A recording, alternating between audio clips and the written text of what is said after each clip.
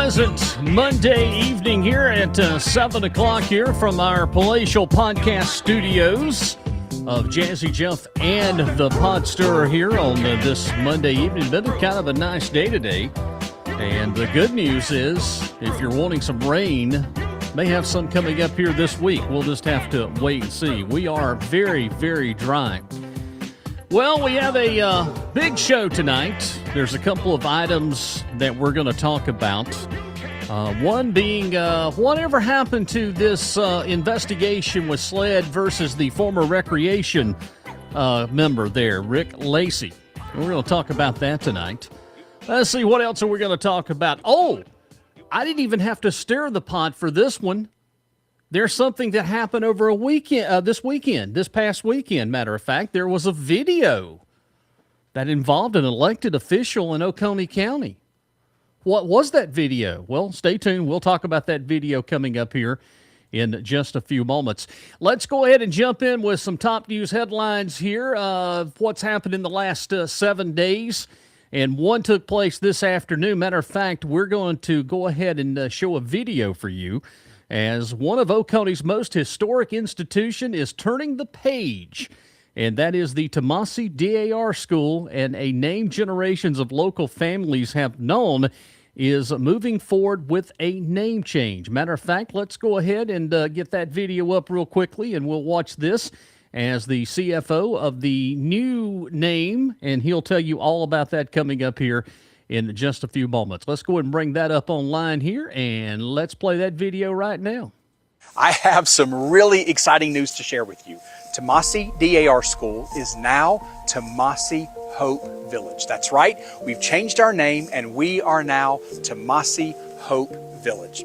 The obvious questions are, why did we feel the need to change our name, and why did we pick this particular name for our nonprofit? You may be familiar with the proverb that says, it takes a village to raise a child.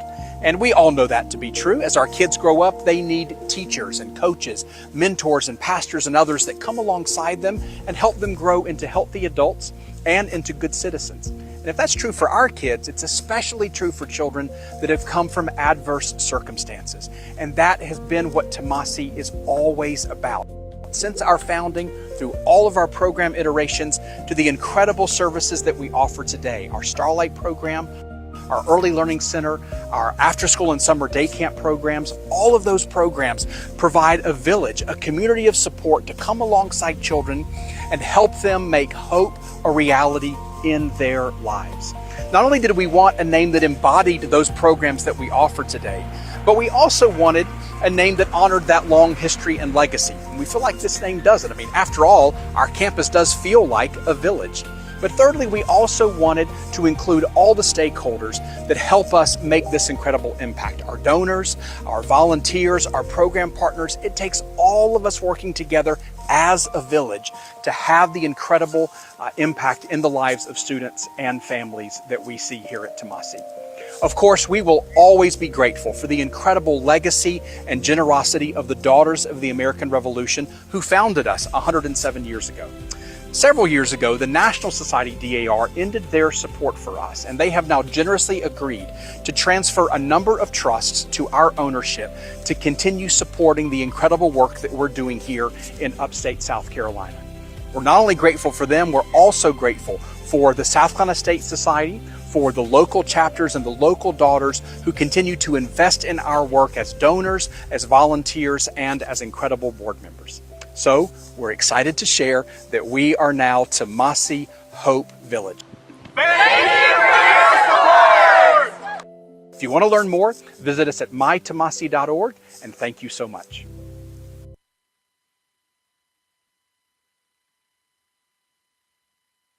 There you go. That happened a little bit later this afternoon. It actually happened earlier today, the name change. And that school, which is located not too far from where I'm at, has been a fixture in the community for many, many years. So it now has kind of a new marketing, new purpose.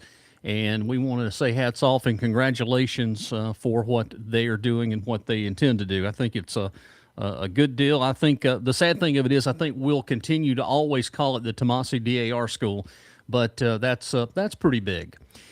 All right, some other news. Coming up tomorrow night, Seneca City Council, they're having another work session. And, of course, growth. They're dealing with more growth. There's a whole bunch of subdivisions that is being annexed into the city that are located off South Oak Street, South Carolina Highway 59. And they're going to be talking about all of those. And, of course, it may sound boring on paper, but this is where the future of Oconee is getting decided right before our eyes. Roads, water, sewer, traffic, neighborhoods, lake property, and taxes. It all starts in these meetings, and, well, we're going to be able to bring it to you. We'll let you know how that turns out coming up for tomorrow evening. They're having the work session tomorrow at Seneca City Council. Now, here's something that's pretty funny that's popped up on the radar. Well, there is talk now of a Clemson bypass proposal. I hate to tell people this, but this has been in the works for many, many years. Now, there was a memo that the South Carolina Department of Transportation has leaked out, or somehow I got a hold of it. But the bypass route could bring changes to part of the southern Oconee. Supporters may see it as a way to relieve the traffic around Clemson and Highway 123, and similar to what we have on Wells Highway, you know, where we can get on Wells Highway and we can bypass Seneca and we can run right out at the shopping centers. Oconee residents are being brought into the conversation early enough. And this is one of the stories where the map matters, and so does who the benefits. And again, that is coming up here very shortly for you.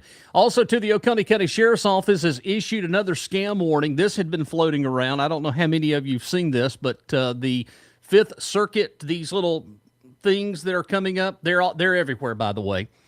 That you've been fined and you need to pay your fine. Don't fall for it. Okay, they're not going to send you this in the mail, but it is a scam, and unfortunately, there's been a few people that have fallen for it that is actually send money. So again, these fake court notices, QR code payment tricks, bank-related phone scams, these scams are getting slicker, and they are aimed at especially at folks who may panic when they see something like this. And they think it's official. Well, it's not. And the reminder is simple. Don't click it. Don't scan it. Don't pay it. And don't be embarrassed to ask questions. And if you're unsure, call the Sheriff's Department.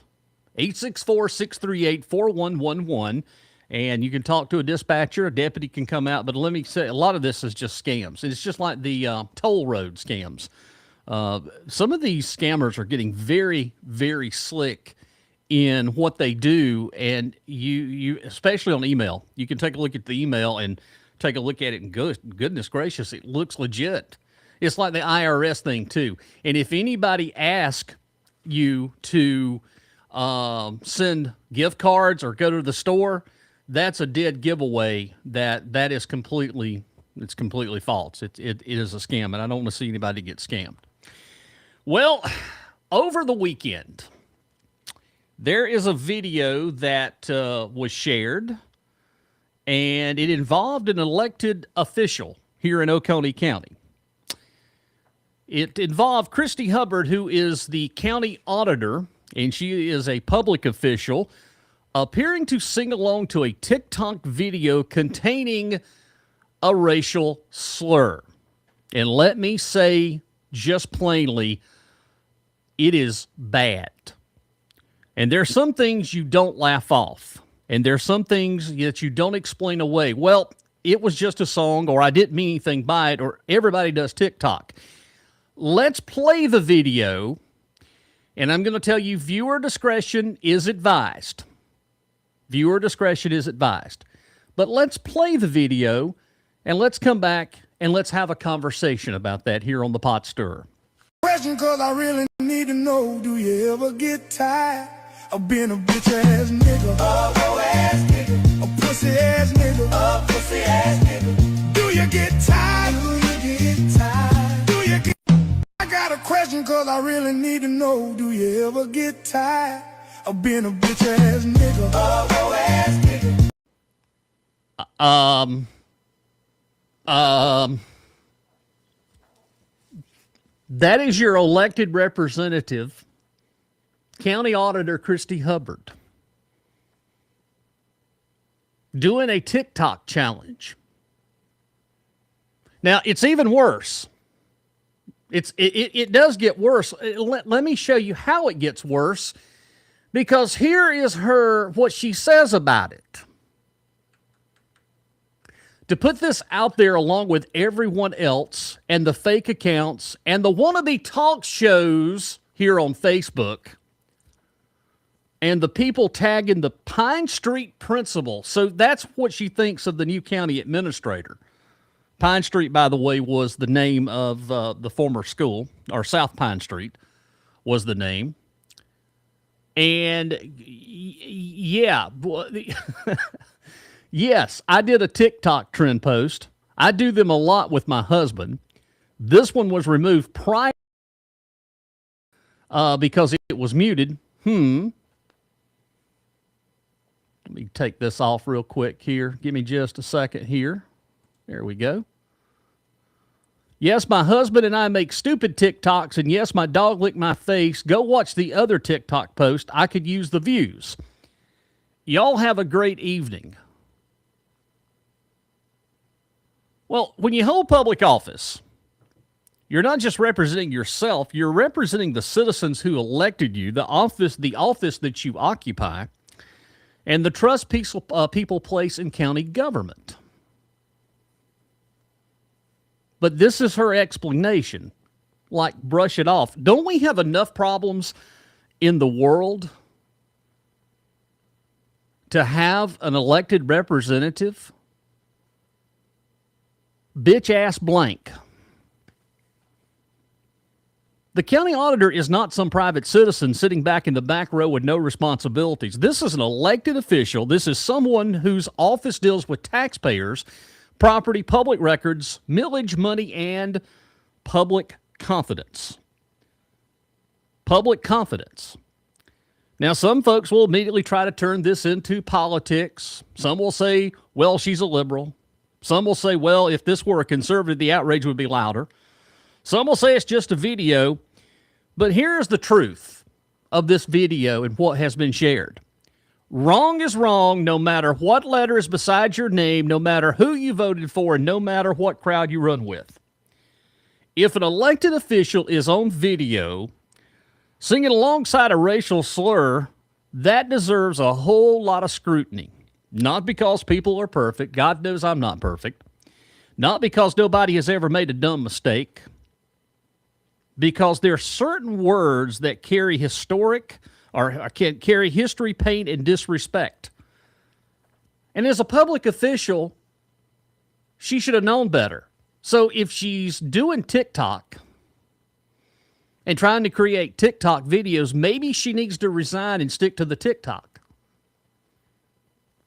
I mean, just a couple of years ago, we had the TikTok challenge of eating Tide Pods. Is she going to do a TikTok challenge if somebody decides to jump off the Joe Cassie Dam? This isn't about being politically correct. It's about basic justice. This is about maturity. 51-year-old now. This is about whether people in public office understand that their actions have consequences. And here's what bothers me most. Oconee County has enough of real issues right now. We have growth issues, we have tax issues, we have budget questions, we have millage concerns. We have citizens wondering whether county government is being transparent, accountable, and competent. And I think some aspects, there's a lot of good things that's happening right now. The last thing that we need in Oconee County is an elected official going viral for singing along to something hateful and offensive on TikTok. That's not leadership. It's not professionalism. This is not a standard taxpayer should expect from someone holding public office. And let's be honest, if this had been someone on the other side politically, people would have already demanded apologies, resignation, investigations, public statements, and probably a press conference before lunch. Let me just say this. Had this been Matt Durham, if Matt Durham had done this, you know what would have happened? We would have had a free-for-all in Oconee County. So why don't we apply the same standard across the board? If it's wrong for one side, it's wrong for all sides. If it's offensive from one official, it's offensive for any officials. If public trust matters when your opponent messes up, it's better matter when your friend messes up too. And that's the part people hate about accountability. It does not care who you like. No one should be on TikTok video defining a person's entire life. You know, here's a fair question. People make mistakes. People say stupid things. People get caught up in moments that they should have had wisdom to avoid. But a public office comes with a public accountability. And when are we going to stand up and start holding our elected officials accountable? At minimum, I think the citizens here of Oconee County deserves an explanation. Not a polished political Dodge statement. Again, if you're just tuning in, let me read this again. Get ready, that's coming up here. Let me hide that a second because that's going to be coming up. But again, let me bring it back up. This was her explanation. This is what she said. So instead of just saying, hey, look, I screwed up and made a mistake, to put this out there along with everyone else and the fake accounts and wannabe talk shows here on Facebook, wannabe talk shows. Now, again, I hadn't posted anything about it. This is the first time that I've discussed it. I did a TikTok trend post. I do them a lot with my husband. This one was removed prior to it being on here because it was muted. Yes, my husband, and I make stupid TikToks. And yes, my dog licked me in the face. Go watch the other TikTok post. I could use the views. She could use the views. I mean, the auditor serves the public. It's an elected official. How do we do checks and balances with this? Again, if this had been a teacher, I can guarantee you, if this had been a teacher in Oconee County Schools, she'd have been fired in a second. If this had been in the private industry or private period, it would have been she would have been fired. The word is racist. Period. Seriously, the word is completely racist. Question, cause I really need to know, do you ever get tired of being a bitch ass nigga? Ass nigga. A pussy ass nigga. A pussy ass nigga. Do you get tired? Do you get tired? Do you get... So, again, that video, TikTok, shared on Facebook, that's where it come up. There were some folks that posted that video. I want to share an email that we just got. Just got this email in. Dear Jeff, I wanted to put this into words because this really has bothered me. I don't know how well everyone knows, but those who do know me, that my 4 biological children are biracial. I was raised by a mother who taught me from day one that we do not call people out of their name and we never use the N-word. Never. I raised my children that way.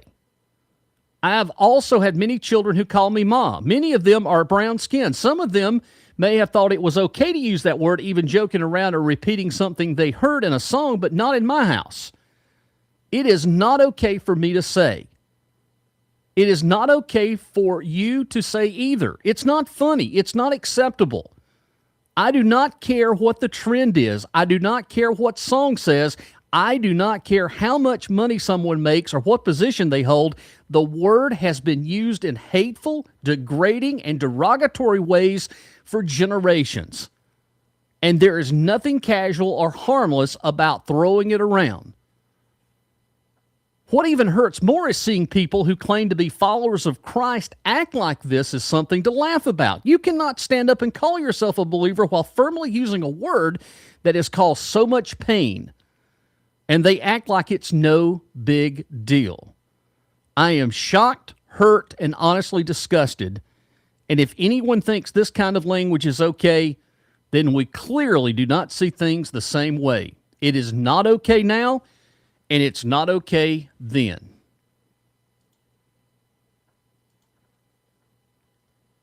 Comment just checked in here. There is no place for this. Sally, I agree with that. I do. I agree with that. Do you understand the dignity of the office you hold, Christy? That is the question. This is not about cancel culture. It's not about digging through someone's kindergarten report card looking for a reason to be mad. This is about something that was put out publicly on social media by an elected official in the year 2026, when everyone knows better. Now, if you don't know better by now, that's a problem all by itself. Oconee County deserves better than this. The taxpayers deserve better than this. The office deserves better than this. And the people who have been hurt by the word deserve better than watching elected officials treat it like it's a background music. I mean, if you want to do TikTok, resign your office and go do TikTok full time. So tonight we're asking a simple question here. We're asking a very simple question. What happens now? Will there be an apology? Will there be accountability? Will the county leaders say anything? I think they're upset too. Will citizens hold the same standard no matter who the official is? Because that's where the rubber meets the road. Accountability is easy when it's your enemy. It's a whole lot harder when it's someone you know, someone you voted for, or someone on your political side. But leadership means standards, and standards mean nothing if they only apply to the people we already dislike. So I'll say it one more time tonight on the program. The video is bad. It shows poor judgment. It damages the public trust. And I think Christie owes the people of Oconee County an explanation and a real apology. Again, this is her apology. This is what she said. This is directly from her. To put this out there along with everyone else, the fake accounts and wannabe talk shows here on Facebook, and the people tagging the Pine Street principal, already just hammering all over the new administrator, Stuart Jones. The Pine Street principal. Again, hey, Christy, if you want to do TikTok, go do TikTok. Go make these videos if that's what you want to do, but you need to resign. And the thing about it is, the county leaders, she's an elected official. It's not like you can go in and fire a county employee. She is an elected official. It's bad. It's sad. But is that where we've gone? Again, is this where we're heading? Mike checks in. I wish you could, but you can't. You cannot. You can't fire her. She's an elected representative. She was voted in by the people. But I can assure you, if that had been me, or Mike, had that been you, or anybody tonight watching the show, had you did that in your business, or not business, but if you were employed, I can assure you the school district of Oconee County, the school district, if there had been a teacher done that, guess what would happen? Bam, they're gone, fired, out of here. Private would have been, I mean, look at all what we had just went through just a couple of months ago or years ago when we had the Charlie Kirk thing, when everybody was posting all these things about Charlie Kirk. The professor at Clemson University, out of, suspension. Again, I'm going to say this. The video is bad. It shows poor judgment. It damages the public trust. And Christy Hubbard, you owe the people of Oconee County an explanation and a real apology. Not because of a political opponent said so, not because the social media is mad, but because public office requires better. You're an elected official. And again, if you're African American, you've had to deal with this for many, many years. Have we not learned anything in history? Have we not learned anything? It's just a word. I'm sorry. I'm not going to say it. I don't like it. Have we not learned enough in the world? What's your thoughts? To hop on board. If you want to email me your thoughts, you can. It's Jazzy Jeff at jazzyjeffpotster.com. I want to think that email. That's that we got. But again, the video is telltale sign. And if you think that's bad, there's another video that has just circulated on the social media. And this one is coming from Pickens County. We have a high school student in Pickens County that her family member is part of the Pickens County School Board, uttering the N-word. I'm not going to play it. It's just, it's too offensive, and it's just really stinks. Maybe I was raised at a different time. I was raised to respect people, respect different thoughts and feelings. I may not always agree with a lot of things, but at the end of the day, have we not learned anything? Have we not learned about the 60s and what our family went through many years ago? I just think it's wrong. It's crazy, an elected official, and I can assure you, and again, I'm going to use this, had this been somebody on county council, had they done this, you would not believe the outrage that would have been. And I say this truthfully, that had Matt Durham done this, good Lord, or had Don Mize or any councilman, anybody, that there would have been a lot of outrage. But you have an elected official, that is the county auditor, singing TikTok videos. I don't care, lip singing. It doesn't matter. So there you go. It is 7:26. Thank you all for everybody checking in here on the Pot Stir. Again, I didn't even have to stir the pot with that one. But now the next one, I'm about to stir the pot. And tonight here on the Pot Stir, we need to go back a little bit and talk about something that happened in March of 2024 that nothing has been posted, or a follow-up is what we're going to do. So let me set this, the story straight, because, people need to figure out and listen here, because I got something very special for you. So let's go back to the firing of the top two Seneca Recreation Department officials and the questions that followed about a youth basketball tournament money. So back in March of 2024, the public learned that Seneca Recreation Director at the time, Rick Lacy, and Athletic Director Terry Mulkin had been fired by the city of Seneca. And at the time, City Administrator Scott Mulder confirmed that the two were terminated for what they called misconduct. I'm sure that there's some city people listening and watching the show tonight. They make it a habit now to watch. Well, the investigation centered around what city officials described as financial discrepancies involving money collected at a youth recreation basketball tournament games at Schaefer Recreation Center. Well, according to city explanations at the time, the money involved admission fees paid by spectators attending a county basketball tournament game. And there were several games. Adults were reportedly charged $5, children $3, and most of the money was paid in cash. Well, city officials said the finance department had received a deposit of a little more than $2,800, but the amount was supposed to have been much higher, reportedly closer to $12,000 for the tournament period.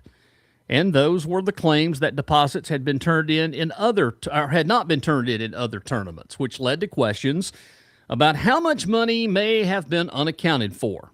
Well, again, the numbers got people's attentions. And let's be honest here a little bit.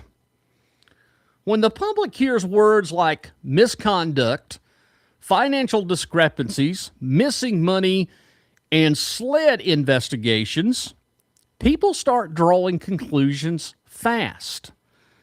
And that's exactly why tonight's follow-up matters.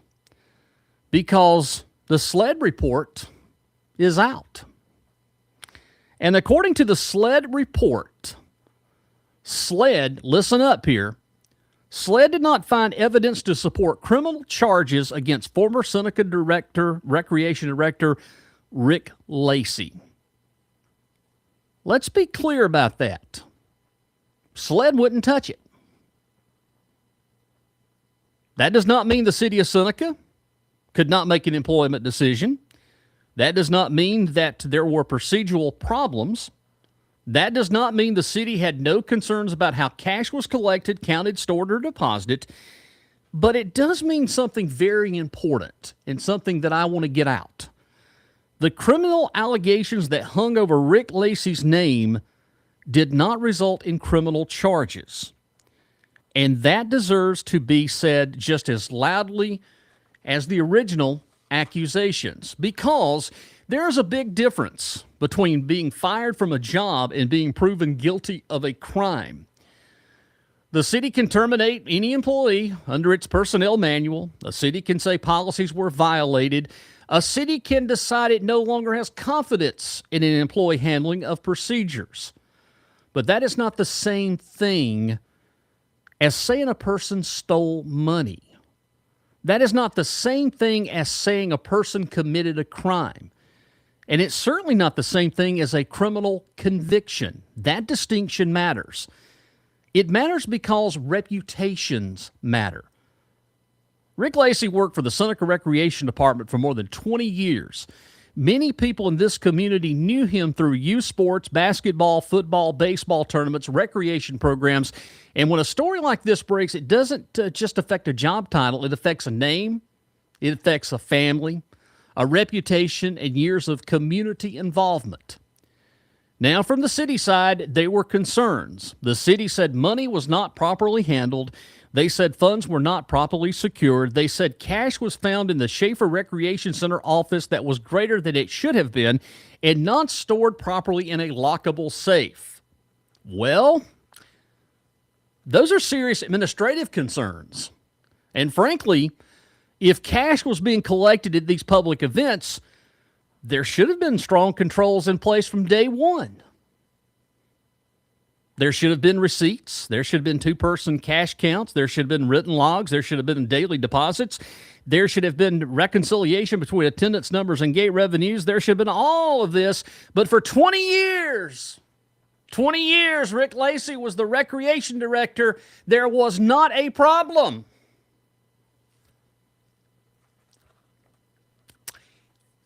I sit in the administrator's office, Scott Mulder, and he just commenced to telling me that this looks bad, blah, blah, blah, blah, and all this, that, and the other. And again, you have no receipts, no two-person cash counts, all of this.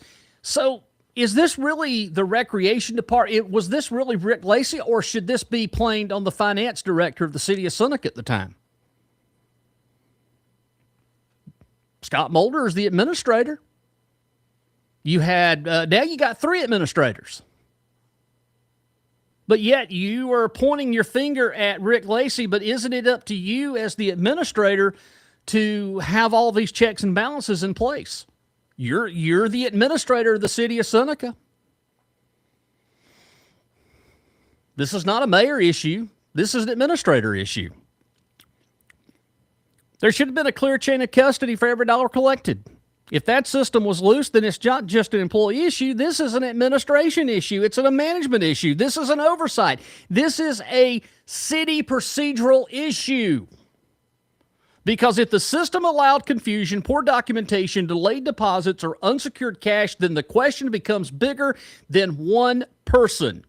The question becomes, who designed the system, who supervised the system, who audited the system, and who allowed that system to operate that way? You cannot have a weak cash handling process and then act shocked when these questions show up. That's like leaving the barn door open and blaming the cow for understanding freedom. But here's the part that needs to be said plainly. If the public was told about financial discrepancies, if the public was told SLED was involved, if the public heard talk of missing money, then the public also deserves to hear the SLED reviewed the matter and did not bring criminal charges against Rick Lacy. See, in the article in the newspaper, in the journal, poor Rick was just blasted. Just completely blasted. But we have another issue brewing that nothing has ever been said yet. Has anybody asked the question why our arts and historical lady that was fired, why Shelby Henderson was fired and what she was fired for? Nobody's asked that question, but yeah, she was terminated. She was over the arts and historical aspect of the city of Seneca. But no one's asked that question. You don't get to shoot the accusation and whisper the outcome. That's not fairness. That's not transparency. And that's not how the public trust is built. Now, some people will say, well, he was still fired. Yes, he was. And that's a separate issue in itself. Employment decisions, criminal investigations are not the same thing. A person can be fired for violating a workplace policy without committing a crime. A person can be removed for poor procedures, poor documentation, or a follow-up to internal rules. But once criminal suspicion enters the public conversation, the follow-up must be public. And because the damages from an allegation does not end when the investigation ends, the damage stays. People remember the headline. They remember the rumor. They remember the accusation, but they never heard the rest of the story. Well, tonight we're giving you the rest of the story. The evidence did not support criminal charges against Rick Lacy. That's important. And in my opinion, I think the city owes the public a full explanation, not just about Rick Lacy, but about the entire cash handling process inside the recreation department. I don't care what they think of me anymore. I really don't. When they're all gone, I'm still going to be around. You didn't have all these things put in place like tournament admissions counted, responsible records were kept, review of these records. Were there written policies? Were they followed? After this happened, the changes were made to make sure every dollar collected at public recreation events properly documented, secure, and deposited. You know, these are fair questions. These are not attacks. These are accountability because the public money, public trust, and public reputation all wrapped up into one story. The city of Seneca may stand on its personnel decision, and that's their right, but Rick Lacy also deserves public record to reflect all of this. Both things can be true, but the city had workplace concerns. But again, I want to bring up 20 years. This was never an issue. For 20 years, he led the Seneca Recreation. And then all of a sudden, bam, this is a problem on a feel. This is exactly why follow-up matters, and this is exactly why I do this show now. Because I want people to know and be involved more in the process. It's just like the issue with sanctuary code that we discussed here.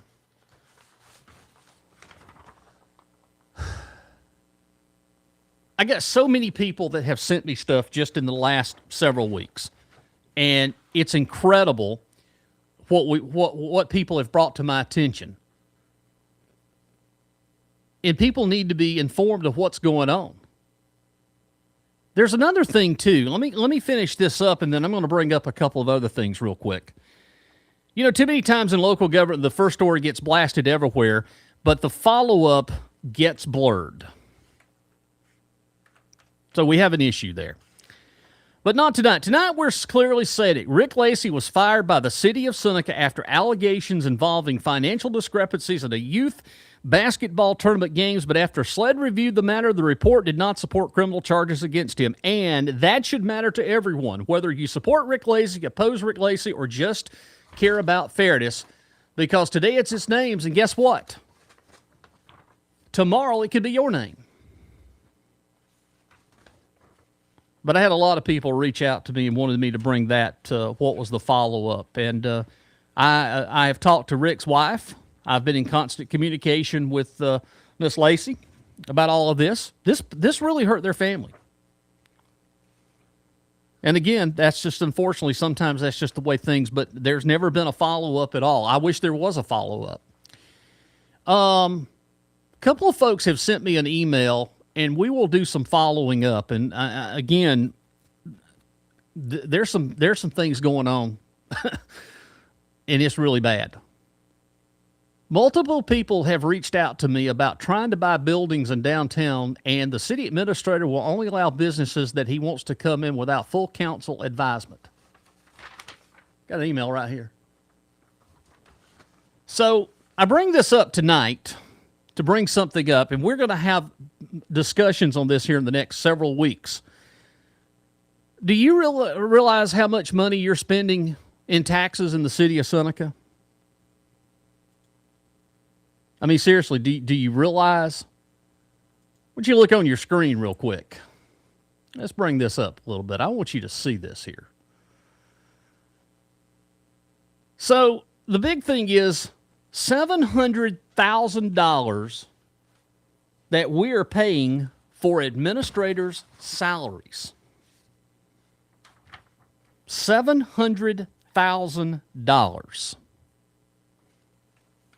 We start off with a $300-something thousand, including a benefits package for Scott Mulder.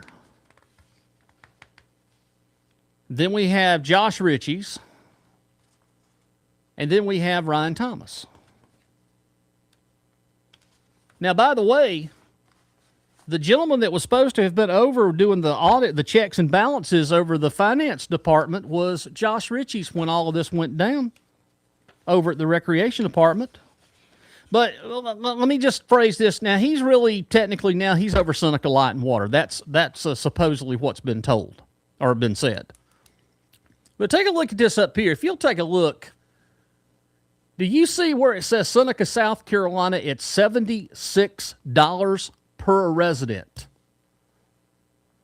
Seneca ranks the top 1 to 2% in the highest per capita administration cost in the United States.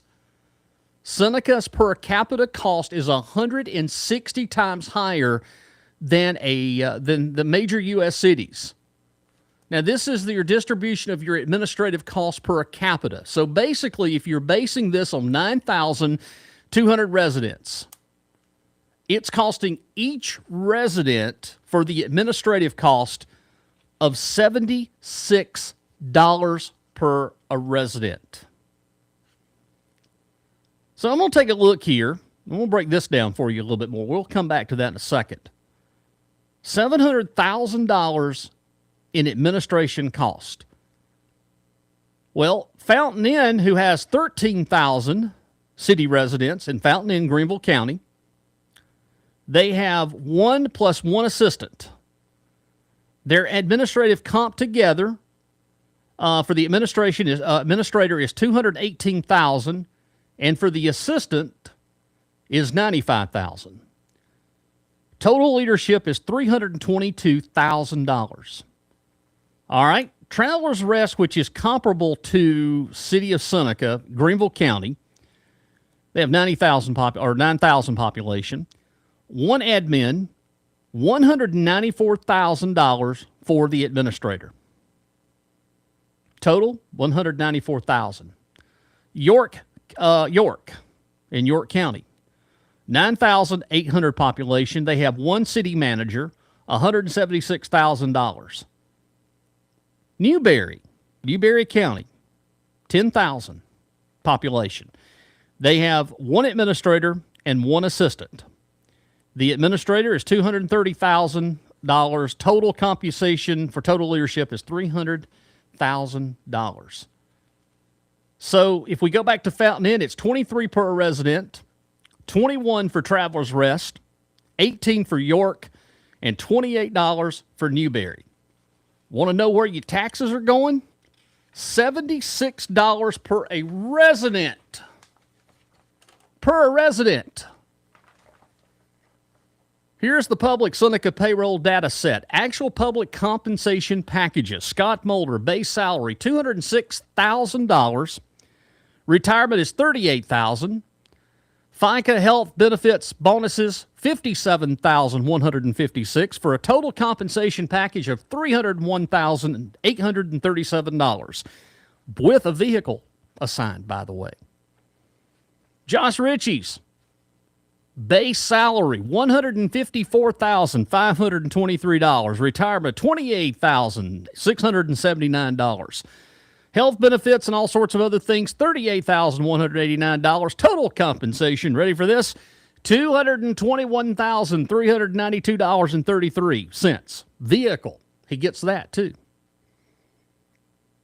Ryan Thomas, base salary, $119,995. Retirement, $22,271. FICA health bonus benefits, $35,483 for a total compensation of $177,764.54. $76 a resident is what we're having to pay for all of this. Seneca ain't that big, folks. We got to have a city administrator, assistant city. Now, you can say whatever you want, but of course, Josh is supposed to be running Seneca Light and Water. And then assistant city administrator. We got city administrator and 2 assistants. I'm telling you. And now there's a rumor mill that we're going to raise taxes in Seneca. Woo, mercy. Are y'all not upset about this as I am? Yeah. We don't even pay Stuart Jones that, and he's their new county administrator. And he has 80-something thousand plus to deal with, plus a county 600 employees at Oconee County. I think Stuart Jones is getting a raw deal. I think he needs to ask Matt Durham for more money. This is crazy. This whole thing is crazy. I mean, the highest amount administrator making in South Carolina is right here in Seneca. And again, it is costing you, the residents, $76 per resident. I mean, the majority of cities are $20 to $40 per resident. And if you take a look down there, we're already sitting there at 701,000 total. Goodness gracious.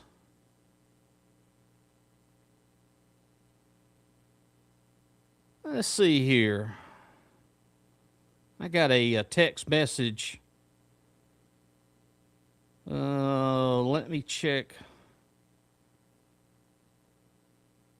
Maybe. I got a text message that just came in. Seneca administrative cost per resident is 76, is significantly above the national average. Most cities our size spend 15 to 35 per resident and operate with one administrator with a limited support staff. Even when the population is removed from the equation, Seneca's total administrative cost is $701,000, is more than double a typical city. And this is a structural cost difference, not just a salary issue. It reflects 3 executive level positions paid at upper tier compensation. Seneca, are you not mad yet? And yet we're going to have to raise a possibility of raise taxes, and we're sitting here paying $701,000? Yeah, you can say that I'm a pot stirrer. I thank Ronnie for that. I really do. I think because if it hadn't been for him spurring me on, I don't know if we'd be here. But enough is enough. It makes me proud to think that Oconee County is in great shape now. All right, we are coming up to the end. I wanted to share those stories with you. We've got a whole lot more in the coming weeks that we're going to be digging in. And again, I'm pointing these facts out. I'm pointing these things out. There's more coming up. We've got a whole lot more to talk about.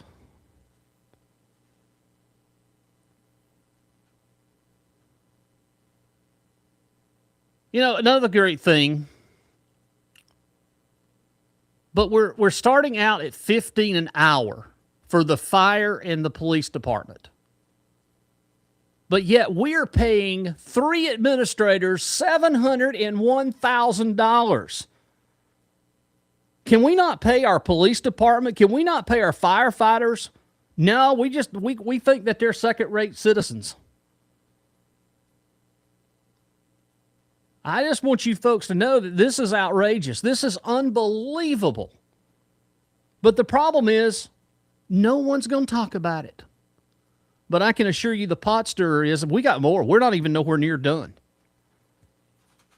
I want to show you something here of just how people are finally asking these questions. Let's bring me back up here.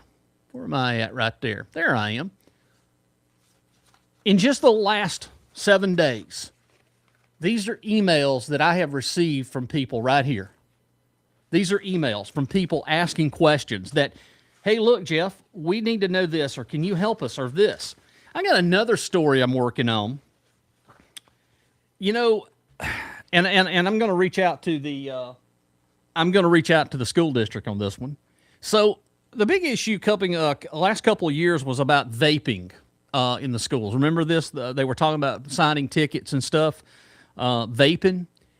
Did you know that Seneca High School and some of the schools have a little box or something before you walk in? So if you get off the bus and you got a vape, amnesty box is what it's being called. Vaping, amnesty box. You can drop your vape in there and you won't get in trouble. Amnesty box? Vaping? But yeah, I got told of that. And we're going to find out. We're going to ask some questions and get an answer. But yeah, I've got told that there's these amnesty boxes that are everywhere.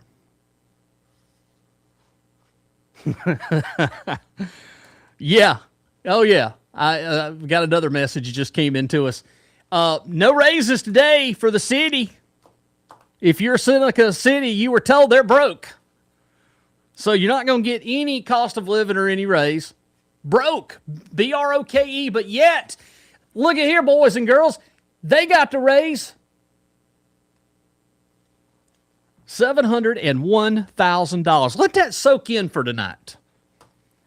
All right, folks, we're going to go ahead and wrap up the show here on the Pot Stirrer. Started off with a bang again. I'll be waiting for the, if we get one. I don't think we will, but I'll be waiting for the apology from Christy Hubbard. Yeah, if you just tuned in, you missed it. Again, I'm not going to have to go back and play it again. It was wrong. It was bad. Yeah, Jerry brings up a great point, Jerry. Yeah, they used to let students smoke at school. Absolutely. And they used to let the teachers smoke in school, too. That's been a long, long time ago. But, yeah. But apparently a amnesty box is what I've been told. That you can drop off, you can get off the bus, go in, or car rider, drop off your vape and go about your merry way, and it's the world in which we live in. All right, let me explain. Coming up Monday night here on the program, starting at 7 o'clock, we have Matt Durham and Don Mize is going to be in here. We're going to do the interview. It'll be a tape-delayed interview. We've got a lot of things that we're going to talk to them and ask them about. We are getting into an election cycle coming up. We have many running for county council and such. We also have governor wide open, and then your guess is as good as mine between this race for the U.S. Senate House. And then last week we had Mark Lynch in a video that he claimed was AI created, but it wasn't. It was actual video that he wanted to legalize cocaine. Now, I think I'm going to go home and pray heavily because I think we all need a little prayer.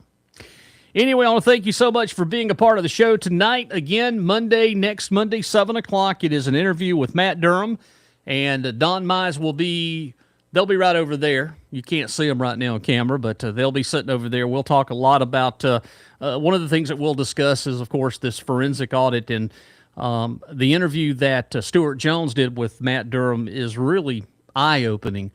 And we're going to talk a little bit more about the forensic audit. We'll talk about things that are coming up in this budget season here in Oconee County. We'll find out about anything about the budget, and we'll talk about that coming up on Monday's show. If you have an email or a concern, it's Jazzy Jeff at jazzyjeffpotstirrer.com. That's Jazzy Jeff at jazzyjeffpotstirrer.com. Again, the update just got told wow.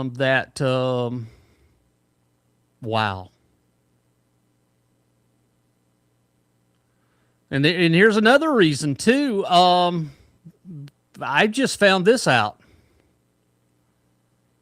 That Richie Caldwell, the fire chief, is leaving Seneca. Going to the county.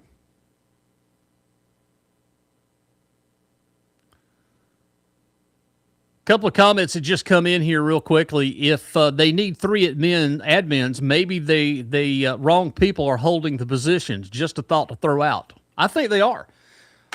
Well, again, if you start doing your homework, we were 24 hours from Scott Mulder being fired at the county.